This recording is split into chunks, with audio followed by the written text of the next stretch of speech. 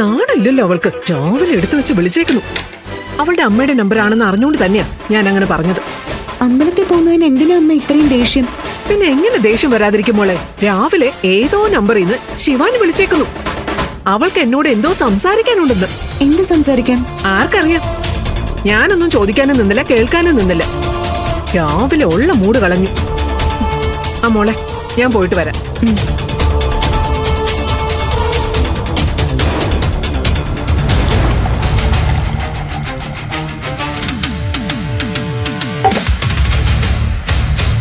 നീ എന്തോന്നാ ശിവാനി കാണിക്കുന്നത്? ഇതെന്ത് കാണിക്കുന്നത്? എനിക്കൊന്നും മനസ്സിലാവുന്നില്ല. കള്ളുടിക്കാൻ പോകണോ നീ? നിനക്ക് വട്ടുമല്ലോ ഉണ്ടാ? ഇത് പിടിച്ചേ. എന്തിനാ? ഒറ്റ വലിക്കും കാച്ചിക്കോ? നമ്മൾ അമ്മയെ കാണാൻ വേണ്ടിട്ടല്ലേ പോണത്. അതുകൊണ്ടാണല്ലോ ഇത് കുടിച്ചോളാൻ പറഞ്ഞത്. ഒരു ധൈര്യത്തിരിക്കട്ടെ. കുഴപ്പമാവൂലല്ലേ? ഒരു കുഴപ്പമില്ല. അല്ല, ഇനി ഇതിന്റെ കൂടെ അച്ചാർ എന്തെങ്കിലും വേണോ ടച്ചിങ്സിന്? അത് വേണ്ട. മദ്യത്തിന്റെ ആ ഒറിജിനാലിറ്റി അങ്ങ് പോകും. എന്നാ പിന്നെ വലിച്ചു കയറ്റിക്കും. കുടി.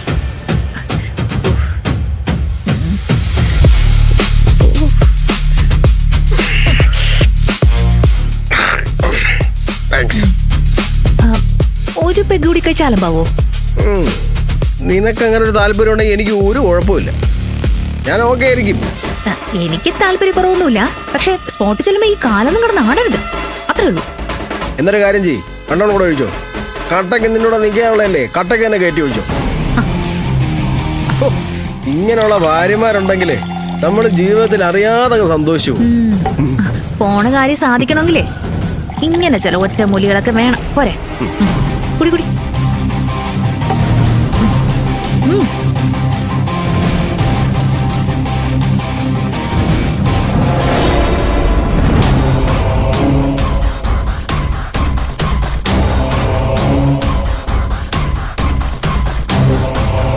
നിക്ക്. രണ്ടുപേരും കൂടി ഇത് എങ്ങോട്ട് പോവാ? ആരെങ്കിലും എങ്ങോട്ടെങ്കിലും ഒരു വഴിക്ക് ഇറങ്ങാൻ തുടങ്ങുമ്പോ അപ്പ പുറകിന്ന് വിളിച്ച് നിർത്തിക്കോണം. ഇങ്ങനെ പുറകിന്ന് വിളിച്ച പോകുന്ന കാര്യം നടക്കില്ല. ഇവനെയും കൂട്ടി പോകുന്നത് രേണുകയുടെ മകളാണല്ലോ. അപ്പൊ പിന്നെ അക്കാര്യം നടക്കാതിരിക്കാൻ എന്റെ പിൻവിളിയുടെ കൂടി ആവശ്യമില്ലല്ലോ രേണുകയെ. ഏത് വഴിക്ക് ഇറങ്ങിയാലും ഡെഫിനറ്റ് ആയിട്ട് അത് മുടങ്ങിക്കോളും. അല്ല, ഞാൻ അറിയാൻ വയ്യാത്തോണ്ട് ചോദിക്കാം. വെറുതെ എന്തെങ്കിലും ചൊറിഞ്ഞില്ലെങ്കിൽ നിങ്ങൾക്ക് സമാധാനം കിട്ടൂലല്ലേ? ശിവാനി, നീ മിണ്ടായി. കാര്യം ഞാൻ പറഞ്ഞോളാം. അതെ, ഞാനും ശിവാനിയും കൂടെ അമ്മയൊന്ന് കാണാൻ വേണ്ടിട്ട് പോവാ. അമ്മ പറഞ്ഞ ഗൗതം ഒപ്പിട്ട് തരും. ശിവാനി അമ്മയുടെ സംസാരിച്ച കാര്യങ്ങൾ സെറ്റാക്കി തരും.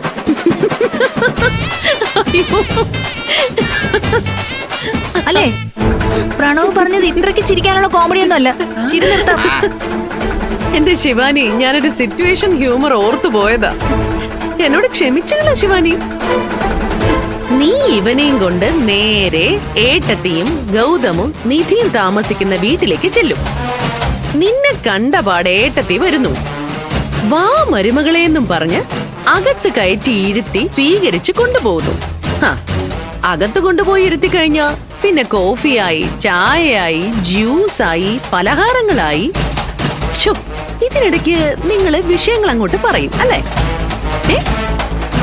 ഇങ്ങനെ ഒരു പ്രശ്നം ഉണ്ടെന്നും ഗൗതമിന്റെ ഒപ്പ് വേണമെന്നും ശിവാനി പറയുന്നതും അകത്തേക്ക് നോക്കി ഏട്ടത്തി ഒരു വിളിയുണ്ട്.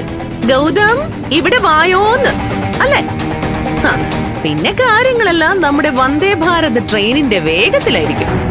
ഷടപടേ എന്ന് കാര്യങ്ങൾ നടക്കും. ഏട്ടത്തി പറഞ്ഞാ പിന്നെ ഗൗതം അപ്പടി കേൾക്കും.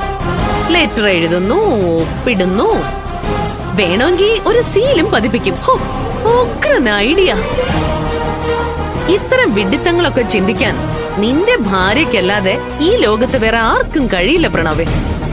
ഞാൻ പോയി അങ്ങനെ ഒരു കൺസേൺ ലെറ്റർ ഗൗതമിനെ കൊണ്ട് എഴുതി ഒപ്പിടിച്ച് വാങ്ങിച്ചുകൊണ്ട് വന്ന നിങ്ങൾ എനിക്ക് എന്ത് തരും? എന്റെ മോള് ചോദിച്ചത് കേട്ടില്ലേ? ആ കടലാസം വാങ്ങിച്ചോണ്ട് ഇവര് വന്ന പകരം നിങ്ങൾക്ക് എന്ത് ചെയ്യാൻ പറ്റും? ഞാൻ എന്ത് ചെയ്യാനാ? ഇവള് മിടുക്കിയാണെന്ന് ഞാൻ അങ്ങ് സമ്മതിച്ചു തന്നേക്കാം. പോരെ? ഞാൻ മിടുക്കിയാണെന്നുള്ളതിന് നിങ്ങളുടെ സർട്ടിഫിക്കറ്റ് ഒന്നും എനിക്ക് വേണ്ട. പകരം ഞാൻ പറയുന്ന ഒരു കാര്യം അനുസരിക്കാൻ പറ്റുമോ? ഗൗതമിന്റെ കയ്യിൽ നിന്നും ഹൈടെക് സിറ്റിയിൽ കൊടുക്കാനുള്ള പേപ്പർ ഒപ്പിട്ട് വാങ്ങുന്നതിൽ ഞാൻ വിജയിച്ച പിന്നെ ഒരിക്കലും നിങ്ങൾ ഞങ്ങളുടെ ഓഫീസിലേക്ക് വരാൻ പാടില്ല. എന്താ ഞങ്ങളുടെ ഓഫീസോ? അത് പറയാൻ നീ ആരാടി? ഓക്കെ, ഞാൻ പറയുന്നതിൽ എന്തെങ്കിലും പ്രോട്ടോകോൾ പ്രശ്നം ഉണ്ടെങ്കിൽ അത് പ്രണവ് പറയും. എന്റെ മതിയോ?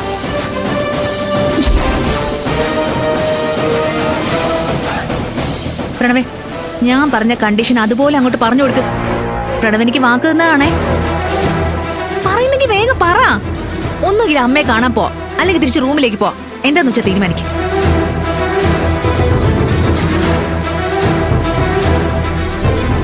ആന്റി, ശിവാനിക്ക് ഗൗതമിൽ നിന്നും കത്ത് വാങ്ങിച്ചെടുക്കാൻ കഴിഞ്ഞാൽ പിന്നെ ആന്റി ഓഫീസിലോട്ട് വരരുത്.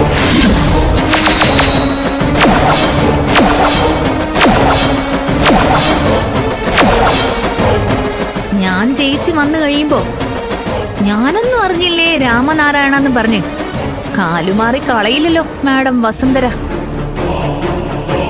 ഞാനിതുവരെ വാക്ക് പറഞ്ഞിട്ടില്ല. പക്ഷെ ഇപ്പൊ ഞാൻ പറയുന്നു, അത്രയ്ക്ക് മിടുക്കിയാണെങ്കിൽ നീ പോയി ആ ലെറ്റർ വാങ്ങിച്ചുകൊണ്ട് വാ. അതില് നീ വിജയിച്ചാൽ പിന്നെ ആ ഓഫീസിന്റെ പടി ഞാൻ ചവിട്ടില്ല.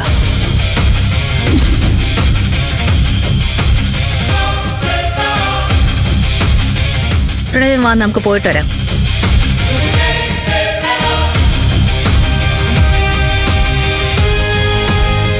ശിവാനി എന്റെ മോള, അവളുടെ ഒരു തന്റെ ഇടം കണ്ടോ?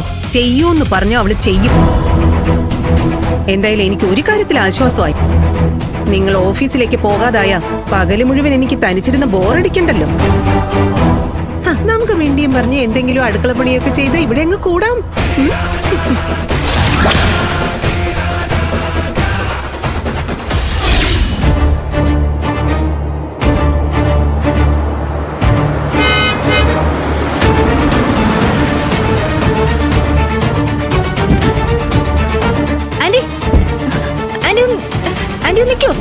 ആന്റി, ഞാൻ ആന്റിയെ കാണാനായിട്ട് വീട്ടിലേക്ക് വരായിരുന്നു. എനിക്ക് ചില സങ്കടങ്ങൾ പറയാനുണ്ട്. എന്റെ സങ്കടങ്ങൾ പറയാൻ ഞാൻ അമ്പലത്തിലേക്ക് പോകുക. ഒരു നല്ല വഴിക്ക് തടസ്സാവല്ലേ? ആന്റി ആന്റി ഒരു മിനിറ്റ് പോലെ, ഞാൻ പറയുന്ന ഒന്ന് കേക്ക്. ഇതൊന്നും എനിക്ക് പറയാൻ വേറെ ആരുമില്ല, അതുകൊണ്ട് പ്ലീസ്. ആന്റിയുടെ മുന്നിൽ ഉള്ള കാര്യം തുറന്നു പറയാൻ എനിക്ക് ഒരു മടിയുമില്ല. നിങ്ങൾ കരുതുന്ന പോലെയൊന്നും അല്ല എന്റെ അവസ്ഥ. ഇപ്പൊ ഭയങ്കര ദയനീയോ. സത്യം, പണത്തോടുള്ള അത്യാർത്ഥിയായിരുന്നു എനിക്ക്. അതിനുവേണ്ടി പല കള്ളക്കളികളും ഞാൻ കളിക്കുകയും ചെയ്തു. സ്വത്തുക്കൾ മുഴുവൻ പ്രണവിന് കിട്ടിക്കഴിഞ്ഞാൽ പ്രണവ് അതൊക്കെ നന്നായിട്ട് നോക്കിക്കോളൂന്ന് ഞാൻ കരുതി. പക്ഷെ ഇപ്പൊ പ്രതീക്ഷകളെല്ലാം തെറ്റിപ്പോയി ആന്റി.